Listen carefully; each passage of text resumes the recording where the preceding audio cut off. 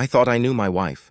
We'd been married for 2 years, living what I believed was the perfect arrangement, until the day she looked me dead in the eye and said 4 words that would destroy everything. We need to talk. What happened next turned my world upside down.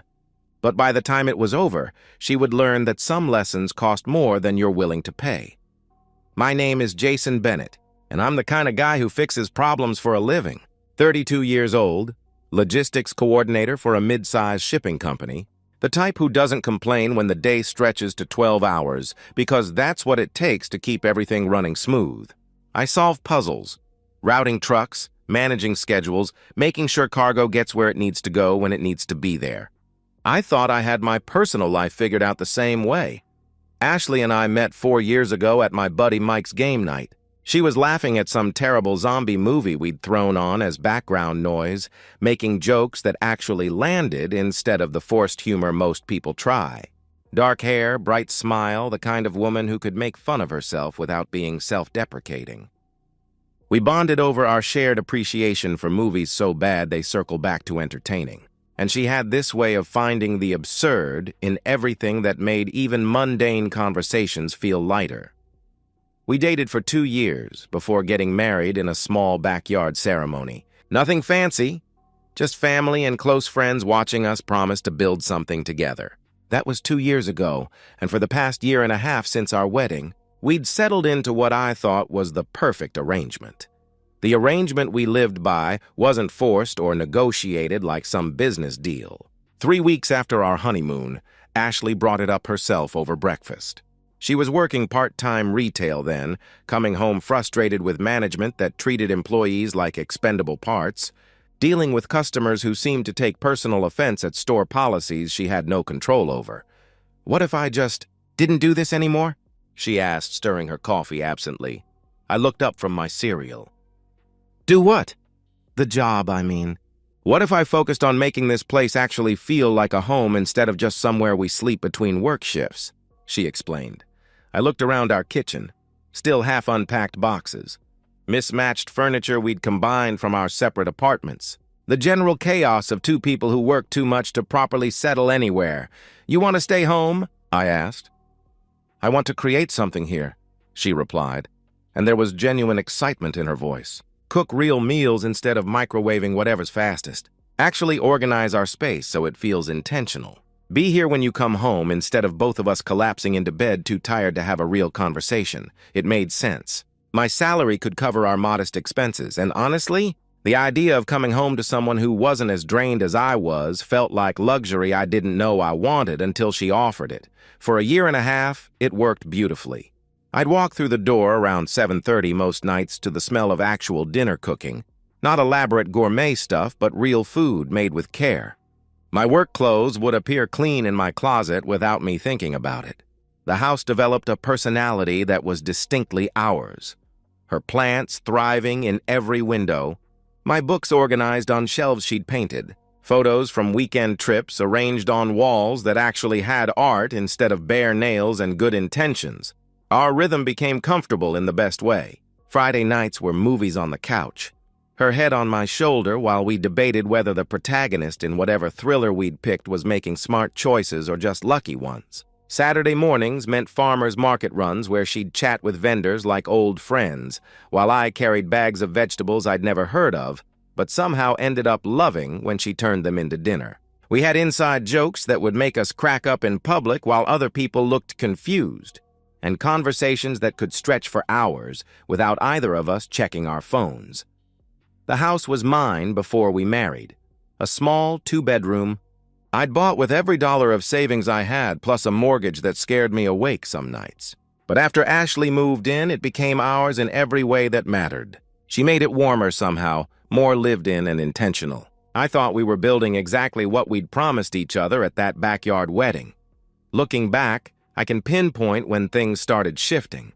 About 2 months ago, small changes that felt like temporary mood adjustments rather than warning signs. Ashley spending more time scrolling through her phone, this distracted quality to her attention even during conversations. Dinner started coming later, sometimes not at all.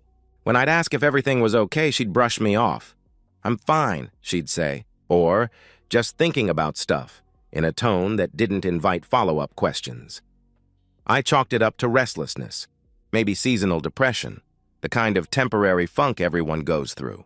We'd been together long enough that I figured whatever was bothering her would work itself out, or she'd tell me when she was ready. I had no idea she was quietly building a case against everything we'd created together. The breaking point came on a Thursday evening in October. I'd worked a 14-hour day dealing with a shipment crisis that required constant phone calls and emergency rerouting. The kind of day where you skip lunch because there's no time, and by evening your head pounds from caffeine and stress. I dragged myself through our front door, every muscle aching, already imagining the relief of sitting down to a real meal and maybe watching something mindless on TV. "Hey, babe," I called out, dropping my keys on the kitchen counter. "What's for dinner?" The silence that followed felt different than usual. Heavier, deliberate. Ashley's voice drifted from the living room, flat and cold. "Nothing. We need to talk." I didn't know it then, but those 4 words, "we need to talk," were about to destroy everything I thought we'd built together. I walked into the living room expecting maybe a conversation about money, or her wanting to discuss starting a family, or planning our next vacation. Ashley was sitting on the couch, phone in her lap, looking at me with an expression I'd never seen before. Not angry exactly, but distant in a way that made my stomach clench. "Sit down," she said, and something in her tone made me choose the chair across from her instead of my usual spot beside her on the couch. What came next? Felt like being ambushed by a stranger wearing my wife's face. "I've been doing a lot of reading lately," Ashley began, her voice taking on this rehearsed quality like she'd practiced this speech, about patriarchal structures and how women are conditioned to accept exploitation in marriage, about unpaid domestic labor and how society convinces us it's our natural role when it's really just a way to keep women economically dependent. I stared at her, trying to process words that sounded like they'd been copied from some feminist textbook. This wasn't how Ashley talked. She was practical, straightforward, funny, not someone who spoke in academic theories. "I realize now that what we have isn't a partnership," she continued, gaining momentum. "It's me serving as your unpaid domestic servant while you get all the benefits of a traditional marriage without acknowledging the inequality. I cook your meals, clean your house, do your laundry, manage your domestic life so you can focus entirely on your career advancement." "Ashley, what are you talking about?" I interrupted, genuinely confused. "This was your idea. You wanted to stay home." "We agreed. I was conditioned to want that." She cut me off, and now there was heat in her voice. I internalized societal expectations about women's roles and convinced myself I chose it freely. But I see now how manipulative this whole arrangement is, how it benefits you while leaving me with no financial independence, no career development, no identity outside of being your support system. I felt like I was talking to someone who'd been replaced by a pod person. "You're not my support system, you're my partner," I replied. "And you do have financial independence. We share everything. The bank accounts, the house, all of it." Ashley laughed, but it wasn't her laugh. It was bitter, condescending. "Sharing resources you control isn't the same as independence, Jason," she retorted. "And I'm done pretending otherwise." She stood up, smoothing down her shirt like she was preparing for a business meeting. "From now on, I'm not cooking your meals, cleaning up after you, or managing household tasks that benefit you," she announced. "Those aren't my jobs just because I'm a woman. You're a grown man. You can take care of yourself." The exhaustion from my 14-hour day crashed over me like a wave. I was too tired to fight, too confused to form coherent arguments against whatever transformation had happened to my wife over the past 2 months. "What are you going to do all day?" I asked. Her smile was the most chilling part. "Whatever I want," she replied. "It's my life." I made myself a sandwich in a kitchen that suddenly felt hostile, eating alone while Ashley returned to her phone, already mentally disconnected from my existence. Over the next 2 weeks, my life became a grinding cycle of survival. Wake at 5 a.m., work 12 hours, come home to cook my own dinner, do my own laundry, clean up after myself while Ashley lounged on the couch, living her liberated life. She'd gotten a haircut, something edgy and asymmetrical that looked nothing like her. Started wearing clothes I'd never seen before, ordering packages that arrived daily. When I asked how she was paying for things, she reminded me sweetly that we shared resources, remember? The real gut punch came when I discovered her TikTok account. I was stirring pasta at 9 p.m. after another brutal day. Phone propped on the counter, playing random videos to fill the silence, when her face appeared on my screen. At first, I thought it was a glitch. Then I realized she was recording these videos in our house, often with me visible in the background. Day 12 of not being my husband's maid, she announced to the camera, panning to show me at the stove, shoulders slumped with exhaustion, teaching him that I'm not his personal servant. Watch how he has to actually take care of himself like the adult he is. The comments were a parade of celebration. Yas, queen. He should be grateful you put up with that for so long. You don't owe him anything. This is what a strong woman looks like. I scrolled through her profile with growing horror. Video after video of her documenting my exhaustion, my confusion, my attempts to maintain our household while working full-time. She'd turned our private crisis into public entertainment, painting herself as some brave revolutionary, and me as an oppressive patriarch who'd somehow forced her into domestic servitude. There was one video titled, "His Face When I Told Him I'm Not His Bangmaid Anymore," where she'd secretly filmed my reaction to finding dirty dishes piled in the sink, after I'd specifically asked if she could handle them while I worked late. The me on screen looked defeated, frustrated, completely unaware I was being recorded for the amusement of strangers. The comments on that one were particularly vicious. Look at him sulking because his free labor dried up. Men are so pathetic when they actually have to adult. I bet he's never done a dish in his life. I watched myself in these videos, exhausted, confused, trying to hold together a life that was actively being dismantled for social media content, and something inside me broke. Not with a dramatic snap, but with a quiet, cold certainty that settled in my chest like ice. I didn't confront her. I didn't argue or plead or try to reason with whatever online community had brainwashed my wife. Instead, I started making mental notes. Financial accounts, house ownership documents, marriage date, her complete lack of employment history for the past year and a half. I began calculating, not emotionally, but logically, the way I solve problems at work. 2 weeks after Ashley's declaration of independence, I came home from work, walked past my wife editing her latest TikTok video about breaking free from domestic slavery, and went straight to my bedroom. I opened my desk drawer and pulled out a manila envelope I'd been preparing in secret. She thought she was teaching me a lesson about independence. She had no idea I was about to teach her what independence actually costs. I changed into comfortable clothes, manila envelope in hand, and walked back into the living room where Ashley was giggling at comments on her latest video. She was sprawled across the couch like she owned the place, which, legally speaking, she didn't. I stepped directly in front of the TV, blocking her view. "Jason, move," she said without looking up from her phone. "I'm trying to respond to my followers." "Your followers can wait," I replied. I dropped the envelope in her lap. "Consider this a gift for all your hard work on social media." Ashley glanced at the envelope with mild curiosity, probably expecting concert tickets or some romantic gesture to win her back. When she opened it and saw the divorce papers, her face cycled through confusion, disbelief, and finally panic in the span of about 10 seconds. "What is this?" she whispered, though we both knew exactly what it was. "Your independence," I answered, settling into the chair across from her with the calm of someone who'd spent weeks planning this moment. "You're a strong, independent feminist who doesn't need a man to take care of you, right?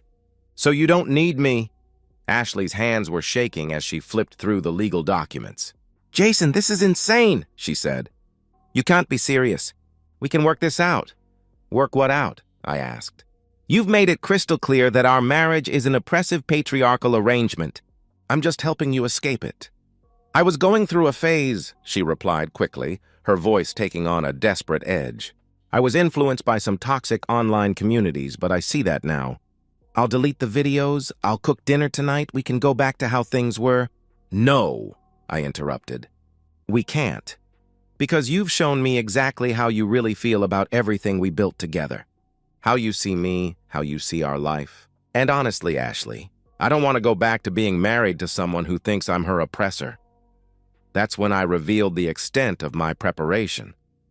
"I froze your credit cards this morning," I said conversationally, like I was discussing the weather. "Closed our joint checking account too. The savings account is now solely in my name, which is legal since all the funds came from my income anyway." Ashley's face went white. "You can't do that," she protested. "I'll call the bank." "Go ahead," I replied. "They'll tell you the same thing my lawyer already confirmed. Since you haven't contributed financially to this household in the past year and a half, you have no legal claim to assets accumulated during that time." I pulled out my phone and showed her the screen. "I also had an interesting conversation with a real estate attorney. This house, I bought it 2 years before we got married. It's entirely in my name. No community property laws apply." Ashley stared at the phone like it was showing her footage of her own funeral. "But I live here," she said weakly. "This is my home." "Not anymore, it isn't," I answered. While she processed that information, I walked to our bedroom and started packing her clothes into the suitcase she'd used for our honeymoon.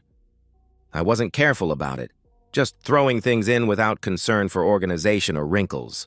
She followed me, grabbing my arm. "Jason, please," she pleaded. "You're angry, I understand that, but we can fix this. I made mistakes, but divorce is extreme. I have nowhere to go." I shrugged off her touch and continued packing. "Call your feminist friends," I suggested. "I'm sure all those women celebrating your independence in the comments will be happy to support you now." "Isn't that what sisterhood is for?" Ashley started crying then, real tears, not the performative emotion she'd been showcasing online. "I don't have any real friends from those groups," she admitted. "They're just random people on the internet. And my family, you know how they feel about divorce." "That's not my problem anymore," I stated. I zipped up the suitcase and carried it to the front door, Ashley trailing behind me like a lost child. When I opened the door, the evening air rushed in, carrying the scent of approaching autumn. "I can't survive on my own," she whispered. "I don't have a job, I don't have savings, I haven't worked in over a year. My resume is basically empty." "Then you better figure it out fast," I replied, setting her suitcase on the porch. "You wanted independence. This is what it looks like." Ashley stood in the doorway, mascara running down her cheeks, trying one last desperate appeal. "What about love?" she asked. "What about the years we've been together? Doesn't any of that matter?" I looked at her, really looked at her, and realized I was seeing a stranger. The woman I'd married would never have turned our private struggles into public entertainment. She would never have dismissed our partnership as exploitation. She would never have spent weeks systematically destroying our life together while recording it for applause from strangers. "You killed whatever love I had left when you decided to humiliate me online for followers," I told her. "When you turned our marriage into content. When you convinced yourself that being taken care of was the same as being oppressed." I stepped back and started closing the door. "Jason, wait," she called out. The door closed with a soft click. I turned the deadbolt and stood there for a moment, listening to her sobs through the wood.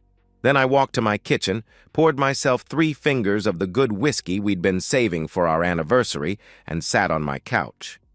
I raised the glass toward the closed door. Cheers to independence.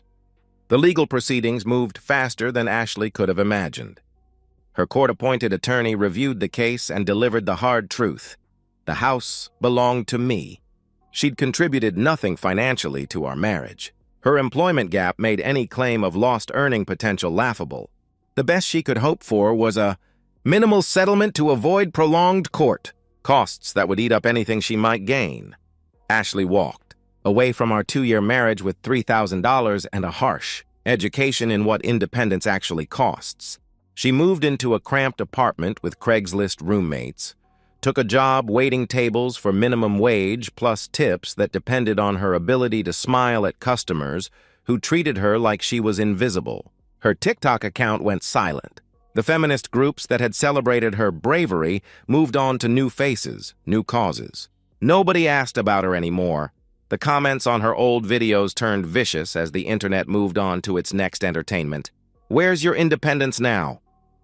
Actions have consequences. Hope it was worth destroying your marriage for likes. I didn't feel victorious watching her struggle.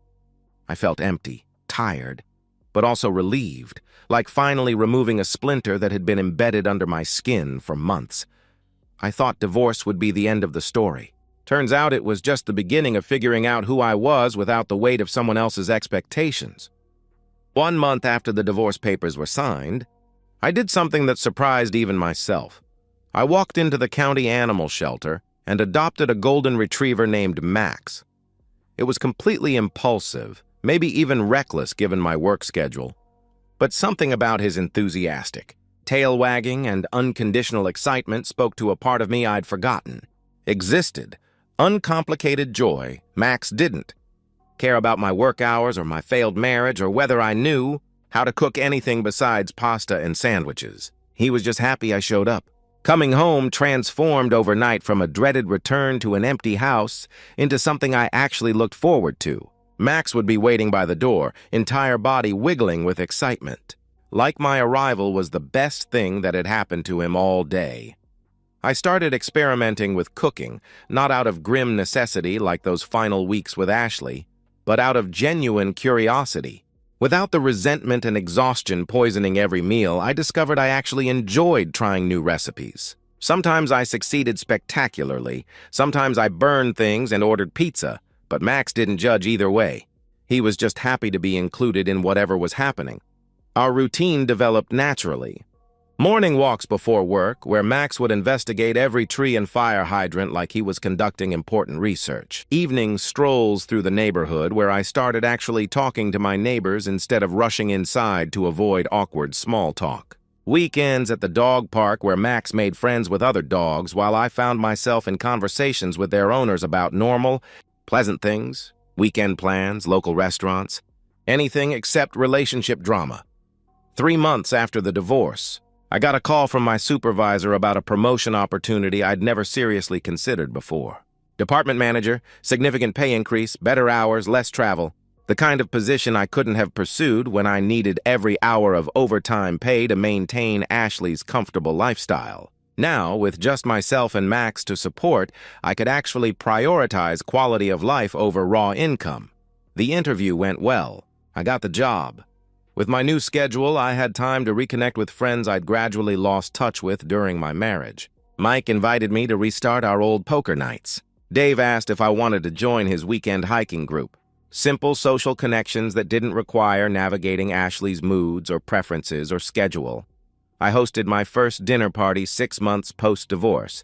Nothing fancy, just grilling burgers in the backyard for a handful of friends. But sitting around my patio table, listening to easy conversation and genuine laughter, watching Max charm everyone by successfully begging burger scraps from each guest in turn, I realized how isolated I'd become. How much of my social life had revolved around what Ashley wanted to do, where she felt comfortable, which friends she approved of. The house became genuinely mine for the first time. I painted the spare bedroom the dark blue I'd always wanted. Set up a proper home office in the space that used to be cluttered with Ashley's craft supplies, projects she'd start enthusiastically and abandon half-finished. I bought furniture I actually liked instead of compromising on pieces that matched Ashley's Pinterest boards. The place felt peaceful in a way it never had before. I wasn't lonely. I was content. There's a difference I'd never understood until I experienced it. Meanwhile, Ashley's life told a different story. I didn't seek out information about her. But mutual acquaintances talk, and word filters through whether you want it or not. Still waitressing, still living paycheck to paycheck, working doubles just to cover her share of rent in that cramped apartment. Her social media presence had vanished entirely. The videos that once proclaimed her independence had been deleted. But screenshots live forever, circulated by people who love watching hubris collapse in real time. I received occasional texts from unknown numbers. Ashley using borrowed phones, trying different emotional angles to worm her way back into my life. Apologetic messages claiming she'd been temporarily influenced by toxic online communities. Desperate appeals about how she'd learned her lesson and just wanted to come home.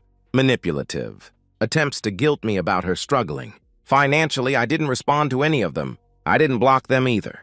There was something almost anthropological about observing the predictable patterns of her attempts to undo the consequences of her choices.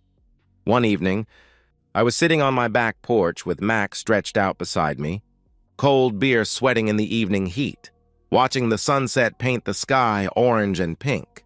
My phone buzzed with another message from another unknown number. The text read, "I made a mistake.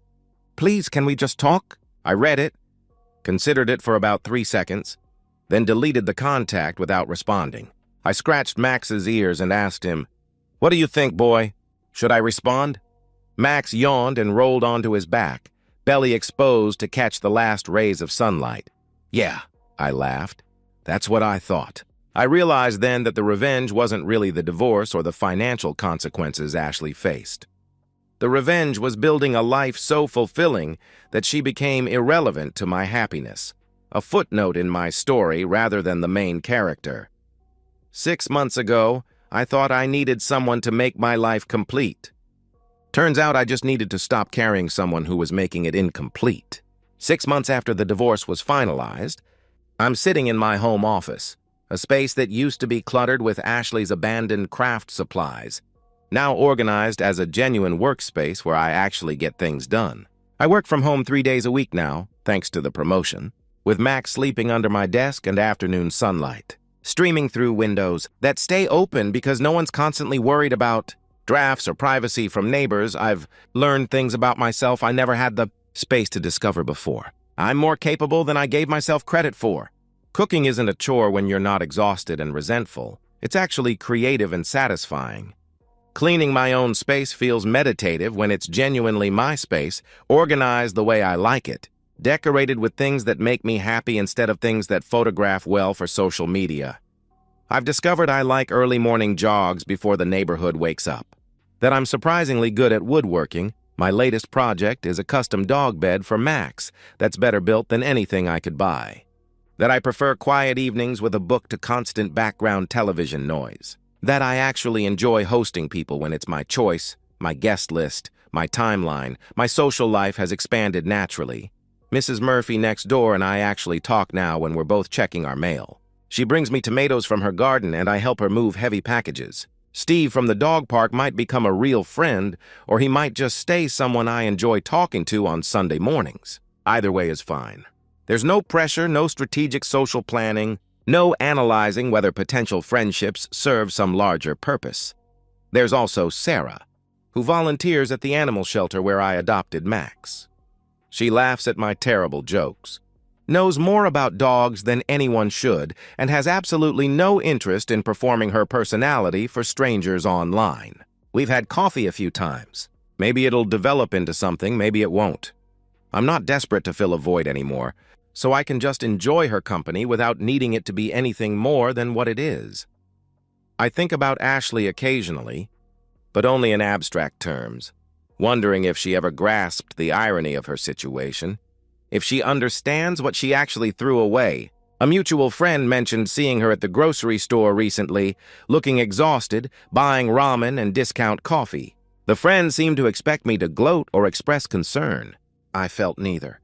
Ashley made her choices, and consequences aren't punishment. They're just cause and effect playing out exactly as logic would predict. I hosted another barbecue last weekend. Bigger this time. More people. The kind of easy gathering that happens when you're not walking on eggshells around someone's mood or agenda. Max appointed himself official greeter, charming everyone by systematically working the crowd for burger scraps. Genuine laughter echoed through the backyard until well after sunset. As people left with promises to do it again soon, I cleaned up my yard and realized I hadn't thought about my ex-wife once during the entire evening. That's when I knew I'd truly moved on, not because I'd stopped caring if she was okay, but because I'd stopped measuring my happiness against her misery. Ashley's final attempt to contact me came 2 weeks ago, a handwritten letter forwarded through my lawyer, 3 pages of explanations about toxic online influences and terrible mistakes and how she finally understands what she lost. I read it once, felt a flicker of something that might have been recognition of shared human fallibility, then filed it with the divorce papers. There was nothing left to say. We'd both made our choices, and now we were living with them. Tonight I'm on my back porch again with Max resting his head on my lap, both of us watching another sunset. There's a cold beer sweating condensation in the evening heat, A novel I'm halfway through sitting on the side table and absolutely nowhere I need to be. Complete peace. I raise my beer toward the sunset, Max's tail thumping against the porch boards in sleepy contentment. To independence, I say quietly, the real kind. Not the performative rebellion Ashley embraced. Not the defiance against imaginary oppression, but the genuine self-sufficiency that comes from knowing you're complete on your own. The freedom Ashley was searching for in all the wrong places. The freedom I found only after she left. Max barks softly as if agreeing. I laugh, scratch behind his ears, and take a long drink. Tomorrow I'll wake up and go for a run. Maybe start that new bookshelf project. Or call my brother I've been meaning to catch up with. Or just spend the day doing absolutely nothing productive. The choice is mine. That's the point. That's the freedom Ashley was looking for in all the wrong places. The freedom I discovered only when she was no longer part of the equation. I don't wish her well. I don't wish her anything at all. She's simply not part of my calculations anymore. And that, I realize with quiet satisfaction, is the happiest ending I could have asked for. And so, we've reached the end of today's story. Was it what you expected, or did it take a twist you didn't see coming? I'm curious to hear your thoughts. Share them in the comments below, and let's get a conversation going. If this story kept you hooked, make sure to hit that like button. And if you're new here or just haven't subscribed yet, now's the perfect time to join our community. I bring you fresh, captivating stories every day, so click that subscribe button and turn on notifications so you never miss out. Thanks for watching, and I'll see you in the next one.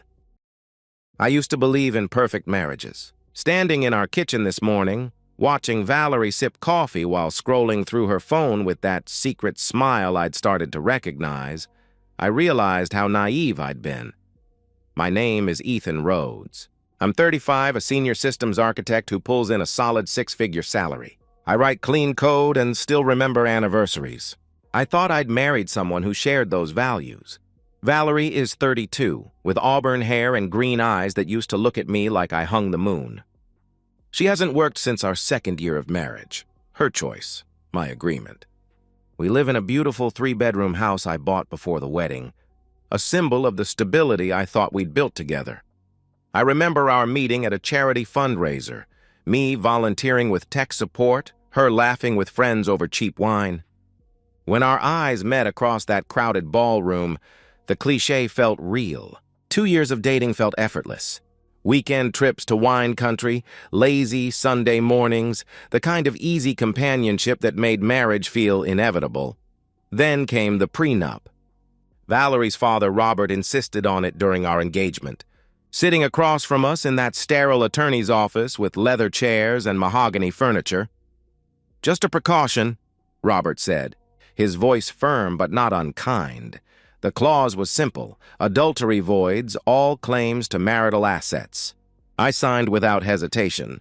I'd never cheat anyway, I declared confidently.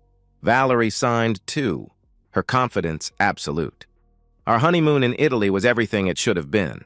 Cobblestone streets, vineyard sunsets, laughter echoing through ancient villas. We made love on terraces overlooking the Mediterranean, planned our future over bottles of Chianti. Life was perfect. But 6 months ago, something changed. It started small. Things I told myself I was imagining. Valerie pulling away when I reached for her at night, always on her phone, smiling at texts she angled away from my view. Girls' nights became twice-weekly rituals. Shopping trips stretched into all-day disappearances. When I asked if everything was okay, she dismissed me with practiced ease. "I'm fine. Just stressed," she would say. The phone calls started coming late at night. She'd excuse herself to the bathroom, claiming her sister was having relationship drama. But when I pressed for details the next morning, her stories were vague, inconsistent. Her sister seemed fine at Sunday dinner. I noticed new lingerie in the laundry basket. Black lace I'd never seen before. Designer pieces that weren't being worn for my benefit. Receipts appeared. Crumpled paper showing charges at upscale restaurants and hotels on days when she claimed to be shopping. Her phone became Fort Knox. She changed her passcode from our anniversary date to something I couldn't guess.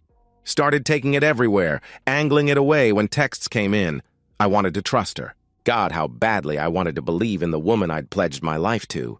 But my gut screamed otherwise, a primal warning that echoed through my chest every time she smiled at her phone, every time she came home late with explanations that didn't add up. Tonight, watching her scroll through her phone with that secret smile while mindless reality TV played, I finally admitted what I'd been avoiding for weeks. This wasn't stress. This wasn't a rough patch. This was betrayal, deliberate and calculated. I made a decision sitting there on our couch. Tomorrow, I would call someone who dealt in truth, no matter how ugly it might be. I told myself I was being paranoid. I told myself I was wrong. But deep down, I already knew. And what I was about to discover would make me wish I'd stayed blind. The name Raymond Cross came from Jake Murphy, a colleague whose marriage had imploded 3 years ago. Best investigator in the city, Jake had told me. You need proof. He'll get it. The phone call was brief, clinical. Cross Investigations, a gravelly voice answered. I think my wife is cheating, I said, the words tasting like ash. I need proof. How long have you suspected? Raymond's tone was matter-of-fact. 6 months. Maybe longer, I replied. Tell me about her patterns. When does she go out? Where? How often? He asked. I provided everything. The girls' nights every Tuesday and Friday, the weekend shopping marathons, the late-night phone calls behind locked doors. Her full name, our address, her car details, gym schedule, favorite restaurants. What's your goal here? Raymond asked. What kind of proof do you need? The kind that holds up in court, I said without hesitation. The prenup flashed through my mind. I need everything documented, time-stamped, undeniable. My retainer is $5,000. Most cases like this take 2 to 3 weeks if there's something to find, he explained. I transferred the money that afternoon, feeling like I was purchasing the destruction of my own life. The next 3 weeks were pure torture. I went through the motions, cooking dinner, making small talk, lying beside a woman who felt like a stranger. Valerie seemed oblivious to my scrutiny, or maybe she was just confident in her deception. She started coming home smelling different. Not just perfume, but cologne. Expensive cologne I didn't wear, lingering despite her attempts to mask it. New lingerie appeared in the laundry. When I complimented a new set, she claimed she'd bought it months ago, but I would have noticed. Every morning I checked email for Raymond's updates. The first week brought surveillance reports, photos of Valerie's car at various locations, timestamps proving she wasn't where she claimed to be, shopping trips that took her to hotel parking lots, girls' nights at expensive restaurants her friends couldn't afford. Then photos started arriving. Grainy at first, surveillance shots showing Valerie with someone. A man, dark hair, expensive suit, confident stride. In clearer images, they held hands across candlelit tables, kissed in parking lots with new lover passion. Raymond's reports grew detailed. Subject continues pattern of deception. Physical contact observed. Investigating male companion's identity. Then Raymond called on Thursday afternoon. The gravity in his voice told me everything. We need to meet. In person, he said. His office was exactly what I'd expected. Generic building, fluorescent lights, tired eyes that had seen too much. Raymond spread photos across his desk like dealing cards. Your wife is having an affair, he said without preamble. At least 4 months, probably longer. I've documented everything. The photos told the story I dreaded. Valerie and this man, Connor Lane, according to Raymond, in increasingly intimate poses. Restaurant dinners, parking lot embraces, hotel entries and exits with timestamps proving they weren't meeting for coffee. Then came video footage. Raymond slid a tablet across the desk. Hotel security camera. I have contacts, he explained. The video was explicit, undeniable, time-stamped. Valerie and Connor in a hotel room, bodies intertwined with passion I hadn't seen from my wife in months. Her face flushed with pleasure, movements urgent and desperate. She looked alive in a way that made my chest tight with rage. Connor Lane, 38, real estate developer, Raymond continued. Married, 2 kids, lives in Westfield Estates. Worth about $3 million. He's done this before. 2 other affairs in 5 years. My hands clenched until knuckles went white. 4 months of lies, elaborate deceptions, my wife coming home to me after being with him. How long? I asked. 4 months confirmed? Based on patterns and comfort level, probably 6 months total. he answered. I took copies of everything. Photos, videos, surveillance reports. The evidence was ironclad, devastating, but instead of confronting Valerie immediately, I made another call. To Margaret Sinclair, the divorce attorney who'd handled Jake's case with ruthless efficiency. I need a consultation for divorce, I said, staring at photos of my wife with another man. I have proof of adultery. How's tomorrow at 10? Miss Sinclair will want to review everything, the receptionist replied. Tell her it's straightforward. My wife violated our prenup and I want her to lose everything, I stated. I had the proof. I had the rage. But I also had something more dangerous, patience. Because I wasn't just going to catch her. I was going to destroy her. Margaret Sinclair's office occupied the top floor of a downtown high-rise, all windows and expensive furniture that spoke of ruthless competence. She was exactly what I'd expected, sharp-eyed, impeccably dressed, with the predatory smile that made opposing counsel nervous. Show me what you have, she said, gesturing to the leather chair across from her desk. I spread Raymond's evidence across the polished surface. Photos, videos, time-stamped reports, organized with methodical precision. Margaret reviewed everything with surgical detachment. She paused at certain photos, made notes, watched video clips with an expression that never changed. When finished, she leaned back and smiled, not warmth but cold, predatory satisfaction. This is ironclad, she said, tapping the tablet screen. Photos, videos, timestamps, third-party verification, combined with your prenuptial agreement, she gets nothing. Absolutely nothing. She pulled out my prenup and traced the relevant clause. Adultery voids all claims to marital assets. Clean, simple, unbreakable. The house is premarital property anyway. All savings, retirement accounts, investments, everything remains yours, she explained. I leaned forward. I want to file immediately, but don't serve her yet. Margaret raised an eyebrow. You want to confront her first? I want her to dig her own grave. I want her to think she has leverage, to show me exactly who she really is. Then I want to watch her face when she realizes she's lost everything, I replied. Margaret smiled genuinely this time. Risky but satisfying. And legally sound. We'll have papers ready. When you decide to proceed, I can have a process server at your door within an hour. We spent 2 hours discussing strategy. The prenup's implications were devastating. Adultery didn't just void Valerie's asset claims, but eliminated alimony. The house, purchased before marriage, was mine regardless. Joint savings, retirement accounts, even furniture, all mine. Your father-in-law built the perfect weapon to destroy his daughter's financial security, Margaret noted with irony. He thought he was protecting you both. Instead, he made her divorce the most expensive mistake of her life. Over the next week, I prepared with methodical precision. Every system needed a blueprint, and destroying my wife's world required the same careful planning as enterprise software. I opened a separate bank account, transferring enough for expenses but leaving joint accounts intact. No red flags. I changed personal account passwords but left shared ones alone. I consulted an IT security expert about recording conversations. Single-party consent state, I was covered. I backed up 5 years of financial records, documenting every major purchase and account. If Valerie wanted to fight, she'd discover I'd documented our entire financial life with obsessive detail.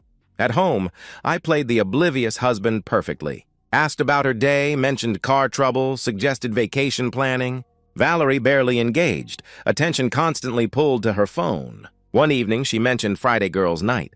I nodded enthusiastically, kissing her forehead. Have fun. Tell Sarah I said hi, I told her warmly. Friday night, while Valerie was presumably with Connor, I sat in my office reviewing everything. Evidence folder organized chronologically, videos queued, recording device charged and tested. Margaret's divorce papers in my desk drawer. I poured 2 fingers of Macallan, not to numb myself but to steady my hands. Tomorrow I'd give Valerie exactly what she deserved. Truth and consequences. She would walk in thinking she was untouchable, believing her lies had succeeded, confident she could continue indefinitely. She had no idea she was about to lose everything. Marriage, security, home, family respect, and most importantly, her sense of superiority. I wasn't nervous anymore. I was excited. Because tomorrow, Valerie would discover what happened when you underestimated the man whose life you'd been systematically destroying, and I was going to enjoy every second of her realization. I arrived home Saturday afternoon with the evidence folder on my passenger seat and the digital recorder already running in my shirt pocket. My hands were steady, my breathing controlled, my rage crystallized into something cold and surgical. 3 weeks of investigation, 2 weeks of legal preparation, and months of suspicion had led to this moment. I walked through the front door to find Valerie exactly where I'd expected, sprawled across our leather couch, reality TV playing on the 70-inch screen I'd bought for our anniversary, phone in hand, completely at ease in the home she was about to lose. "Hey, babe," she said without looking up, her thumb scrolling through what I now knew were probably messages from Connor. "How was work?" The casual dismissiveness in her voice, I hadn't even been at work, it was Saturday afternoon, crystallized everything wrong with our marriage in a single moment. She didn't care enough to remember what day it was, let alone where I'd been. I was furniture to her, a convenient accessory to the life I provided. "Valerie, we need to talk," I announced. Something in my tone made her glance up, though she didn't set down her phone. Annoyance flickered across her features, the expression of someone being interrupted during something important. "Can it wait? This is a good episode," she replied dismissively. "No, it can't," I said firmly. I walked to the television and turned it off, then moved to the armchair across from her, deliberately maintaining distance, positioning myself where I could see her face clearly when everything came crashing down.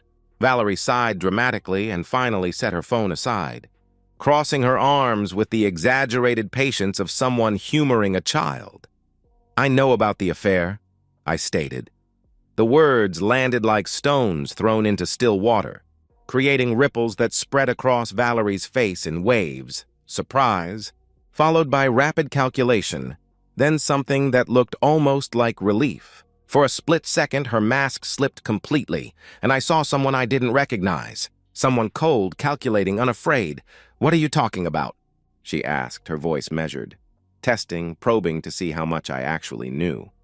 This wasn't the response of an innocent woman wrongly accused. "This was strategy. Don't play dumb, Valerie. I know about Connor Lane," I replied evenly. The name hit like a physical blow. The blood drained from her face for just a moment before professional composure reasserted itself. She was good at this, probably had been lying to me far longer than I'd suspected. But she wasn't good enough. The mask cracked completely. Valerie's eyes narrowed. Her posture shifted from defensive to something approaching aggressive. She set her phone down with exaggerated care, leaned back against the couch cushions, and crossed her arms. The body language of someone who'd just decided to stop pretending. "Okay," she said, her voice carrying a new edge. "So you know, no denial, no tears. No shocked protestations of innocence or pleas for forgiveness. Just acknowledgement, casual as discussing the weather. In that moment, I realized I'd never really known my wife at all. "So you're not even going to deny it?" I asked, my voice remaining level, though my heart was pounding against my ribs like a caged animal. "Why would I?" she replied, standing up and beginning to pace the length of our living room, warming to what she clearly thought was a position of strength. "Ethan, let's be adults about this. You're a good man, reliable, stable, financially secure. But you're also predictable, boring. Connor makes me feel alive in ways you never could." She was actually lecturing me. Standing in the home I'd bought, wearing clothes I'd paid for, having just admitted to months of infidelity, and she was treating me like I was the problem. The audacity was breathtaking. "Here's how this is going to work," she continued, her confidence building with each word. "Connor and I are staying together. This isn't some fling, Ethan. We're in love. Real love. The kind that makes you forget everything else exists. I'll bring him here once a week. Wednesday nights when you're usually working late anyway. You'll deal with it." I stared at her, genuinely speechless. She wasn't just admitting to adultery, she was proposing to institutionalize it. To turn our marriage into some twisted arrangement where I paid for the privilege of being humiliated in my own home. "Or what?" I asked, my voice dangerously quiet. Valerie's smile was pure predator, the satisfied grin of someone who thought they were holding all the cards. "Or I divorce you and take half of everything." The house, your savings, your retirement accounts, all of it. Community property, baby. 50-50 split. I'll ruin you financially while Connor and I build something real, she declared smugly. She walked to the kitchen, poured herself a glass of wine like she was celebrating. Like she'd already won. And honestly, Ethan, this is your fault. You're boring, predictable. You come home, eat dinner, watch TV, go to bed. Connor takes risks. He's exciting. He makes me feel like a woman, not some housewife appliance you wheel out for company parties, she continued, sipping her wine. She smirked at me over the rim. Connor owns half the commercial real estate downtown. He's worth 3 times what you make. When we're together, I feel like I'm living, not just existing. So either you accept your place in this new arrangement, or you lose everything and start over in some studio apartment while Connor and I enjoy the life you built. The room fell silent except for the muted sound of traffic outside and the hum of our refrigerator. Valerie stood there sipping wine, radiating satisfaction, completely convinced she'd just delivered a masterstroke. She had no idea she'd just handed me everything I needed to destroy her completely. I reached into my bag and pulled out the evidence folder, dropping it on the coffee table with a sound that echoed through the room like a gunshot. "Open it!" I commanded. Valerie frowned, her confidence wavering for the first time. "What is this?" "Open it," I repeated firmly. She set down her wine glass and moved toward the table, her movement suddenly uncertain. The folder seemed to loom larger as she approached it, like it contained something dangerous, which, from her perspective, it absolutely did. Her hands were shaking slightly as she opened the folder. Photos spilled across the coffee table like accusations. Her and Connor kissing outside restaurants, holding hands in parking lots, entering hotels together. Then came the video stills, explicit and time-stamped, leaving no room for interpretation or denial. I watched the color drain from her face like water from a broken pipe. Her mouth fell open, her breathing became shallow and rapid. The confident woman who'd been lecturing me about accepting my place was transforming into someone desperate and afraid. "I hired a private investigator 3 weeks ago," I said, my voice calm as a surgeon's explaining a procedure. "I have photos, videos, surveillance reports, everything." Valerie's hands were trembling now as she picked up photo after photo, each one a nail in the coffin of her arrogance. "Ethan." "Wait!" she began desperately. "Remember the prenup your father insisted on?" I leaned forward, enjoying her mounting panic for the first time in months. "The one with the nice little clause about adultery voiding all marital asset claims? You know, the one you signed so confidently because you'd never cheat?" The arrogance crumbled like a house of cards in a hurricane. Tears filled her eyes. Real terror now. Not performance, not manipulation. "Ethan, please, it was a mistake. I'll end it right now. Give me another chance. I love you," she pleaded frantically. The desperation was almost pathetic. The woman who'd been demanding I accept her lover in our home was now begging for mercy she'd never have shown me. "A mistake?" I laughed, cold and bitter. "You just finished telling me you were going to bring Connor into my house once a week. That I had to accept it or you'd ruin me financially. That this was all my fault for being boring. That was your final offer, remember?" "I didn't mean it. I was upset. I wasn't thinking clearly," she stammered. "Oh, but wait. There's more." I pulled out my phone, queued up the recording I'd been making since I walked through the door. "I want you to hear something." Her own voice filled the room clear as crystal. "I'll bring him here once a week, Wednesday nights, when you're usually working late anyway. You'll deal with it, or I divorce you and take half of everything. This is your fault. You're boring, predictable. Connor makes me feel like a woman, not some housewife appliance." Valerie's face crumbled completely. "You recorded me?" she asked, her voice breaking on the words. "Every single word," I confirmed, standing up and walking over to where she was standing, looking down at the woman who'd spent months destroying our marriage. "You want to know what's predictable, Valerie? A cheating wife who thinks she's smarter than everyone else, right up until the moment she realizes she's been caught." I walked to the front door and opened it wide, the cool evening air rushing into our living room. "Get out! Ethan, please!" she sobbed, mascara running down her cheeks. The confident adulteress replaced by a desperate woman who'd just realized the magnitude of her mistake. "I'm sorry. I love you. I'll do anything. I'll never see him again. We can go to counseling. Please don't do this." "Where am I supposed to go?" she wailed, her voice echoing through the neighborhood.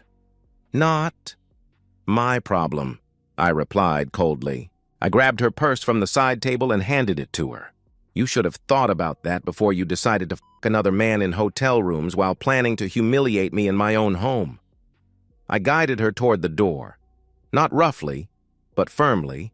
The way you'd escort a trespasser off your property. Ethan, please! I have nowhere to go! What about my things? She cried. Your lawyer can arrange to collect them. After the divorce is final, I answered. My lawyer? I don't have a lawyer! I can't afford... She protested. Should have thought of that before you violated the prenup that's going to leave you with nothing.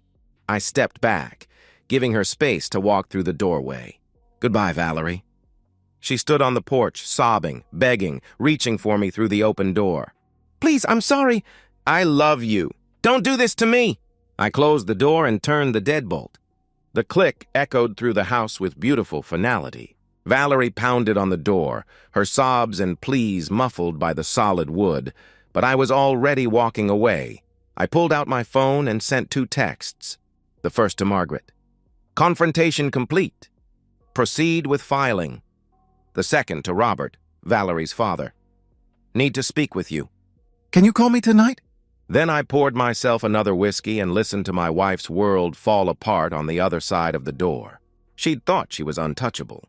She'd thought she could destroy me and walk away with half of everything I'd worked for.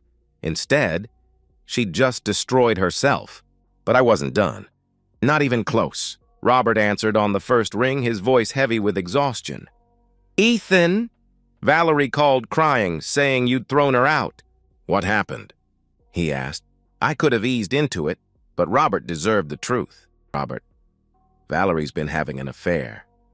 I have proof. I'm filing for divorce and enforcing the prenup, I explained.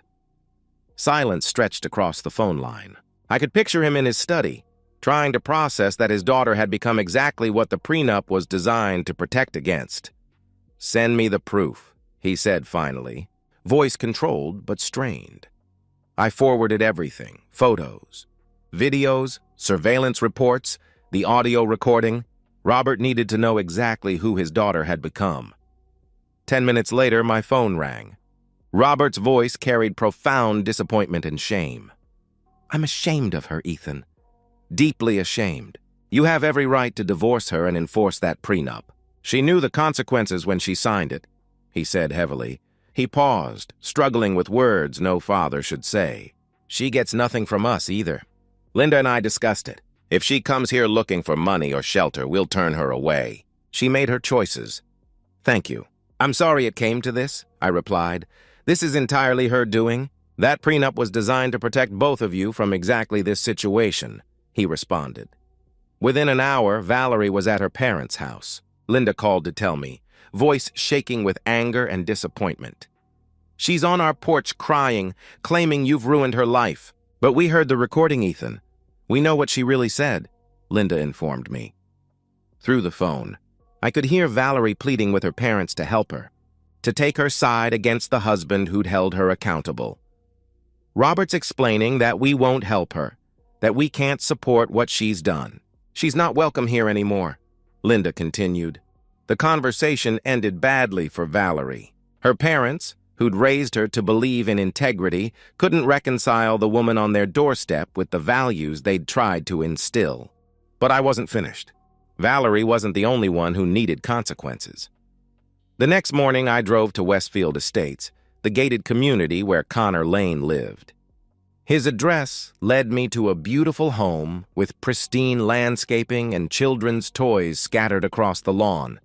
A woman answered. Early 30s. Kind eyes holding a toddler while another child played behind her. This was Diane Lane, innocent of her husband's betrayals. Can I help you? She asked, genuinely welcoming. Are you Connor Lane's wife? I kept my voice gentle. This woman was a victim too. Yes. Who are you? She replied curiously. My name is Ethan Rhodes. I'm married to Valerie Rhodes. I need to show you something about your husband, I explained. I handed her copies of the investigator's report. Photos, videos, time-stamped documentation. Diane's face changed as she opened it, confusion giving way to devastating heartbreak. She set the toddler down, hands trembling as she flipped through evidence. Photos of Connor holding hands with Valerie, kissing her, entering hotels together. "Oh my God," she whispered. "Oh my God." "I'm sorry you had to find out this way," I said quietly. "But you deserve to know the truth. You deserve better than this." Diane looked up, tears streaming, but voice steady. "Thank you. Thank you for telling me." I had suspicions, but he always had explanations. "I convinced myself I was being paranoid." "You weren't paranoid. You were married to a liar," I assured her. As I walked back to my car, I heard the door close, then muffled shouting from inside. Connor's reckoning had begun. Margaret called that afternoon. Papers are filed and she's been served. Process server found her at a cheap motel on the east side. Her parents refused to let her stay, she reported. "How did she react?" I asked. "Hysteria. Crying, screaming, claiming this was a mistake. She kept asking about the prenup, whether there was any way around it," Margaret replied. Margaret paused. "I also got a call from Connor Lane's attorney. His wife filed for divorce this morning, going for everything. Full custody, the house, substantial support. She's using your evidence for fault-based divorce." The irony was perfect. Connor, who'd helped destroy my marriage, was losing his own family because of the same evidence destroying Valerie. "What about Valerie's representation?" I inquired. "She can't afford anyone decent. The prenup is ironclad, Ethan. Even if she finds a lawyer, there's no defense against this evidence. She's going to lose everything," Margaret confirmed. I'd torn down everything Valerie thought she could rely on. Marriage, security, family support, even her lover's stability. All that remained was watching the ashes settle. 60 days later, I stood in Margaret Sinclair's office holding the final divorce decree. The judge's ruling was unambiguous. Adultery voids all marital asset claims. Valerie received nothing. "The prenup held perfectly, clean as a whistle," Margaret said. She didn't even contest it. Her attorney took one look at the evidence and advised her to sign rather than rack up fees she couldn't pay. Margaret's final bill was substantial, but worth every penny. Justice had a price, and I'd been happy to pay it. Diane Lane's divorce proceeded with ruthless efficiency. Her attorney, armed with my evidence, had taken Connor apart in court. Full custody, the house, substantial support that would keep him financially crippled for years. His real estate empire crumbled as business partners distanced themselves from the scandal. Diane called once to thank me. "You saved us from wasting more years with him. My kids deserve better," she said gratefully. We never spoke again, but I was satisfied knowing I'd helped another innocent person escape. Valerie left town after the divorce, unable to find work where her reputation preceded her. Friends abandoned her, family disowned her. She sent one email about regret and second chances. I deleted it unread, then blocked her address. I threw myself into work, reconnecting with friends I'd neglected. The promotion I'd been passed over for came through with a substantial raise. I started therapy to process the betrayal, renovated the house extensively, erasing every trace of the woman who'd shared it without appreciating it. 6 months later, standing in my remodeled kitchen on a Sunday morning, drinking coffee I'd ground myself while jazz played softly, I realized something profound. I was genuinely happy. Not recovering or coping, actually happy. Free. The betrayal that had nearly destroyed me had instead destroyed the lie I'd been living. Valerie hadn't broken me. She'd revealed my strength, my resilience, my capacity to survive the worst thing I'd thought could happen. She'd shown me exactly who she was when she'd stood in this kitchen planning her lover's weekly visits. Instead of breaking me, she'd set me free to build something real, something worthy of the man I'd proven myself to be. She thought she'd broken me. Instead, she'd set me free.